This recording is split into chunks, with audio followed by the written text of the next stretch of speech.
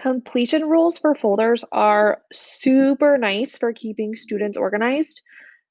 If you notice, so I'm in our Schoology Basic Information for Smith, and I made one folder called Be a Student, and I used completion rules. And you'll notice that it has this gray check mark with must complete. If a student is logged in and when they complete everything in there, that will change to green so they know they're done. So if I click into this folder, you'll notice all of my gray check marks. So this one, they must post because it's a discussion. This one is a media album, so they must view the item.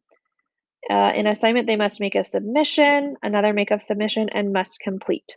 So if I view this as a student, when I complete that, it'll be green. So as a student, I could quickly see, oh, these three are green. I still have these two to do.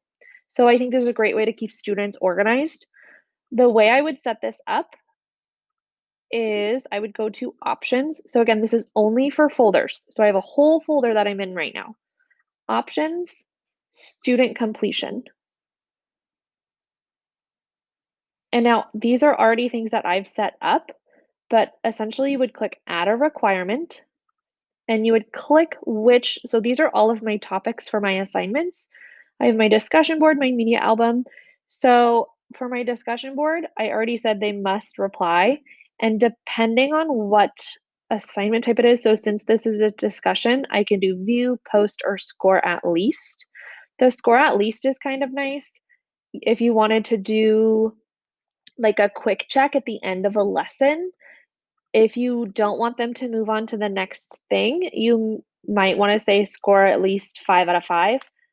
I didn't put my discussion as anything, so right now it's out of 0. And you can also require students to do it in sequential order. So if I first wanted them to score a certain amount, then move on to the next topic, I could do that. So again, if I check this box, they have to do these in order. And then as a teacher, I can also look at student progress. So it'll tell me the percentage that students have completed those things. So I can see that some people haven't started and some people are halfway done. This is just a really nice way to stay organized. Let me show you what it looks like as a student. I'm gonna use Anne's. Thank you, Anne. So when Anne goes in to be a student, you'll notice that she's already completed these ones and she knows that because they're green check mark. She doesn't look like she's completed this one, and so there's a gray check mark. So this is a great way to keep students organized. And I just realized that I did that really quickly. So let me go back, let me rewind. If you wanted to view, so right now I'm viewing this as Anne. I'm gonna go back to my course.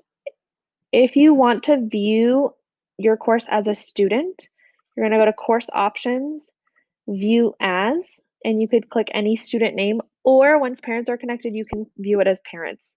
I have been talking to Michelle S, and ours is currently not working. So I'm working with her on that for this feature to be enabled. Right now it says you can't view it as a student, but I did just want to show you that. So hopefully that will be an option soon. Michelle S and I are working on that. So course options, view as.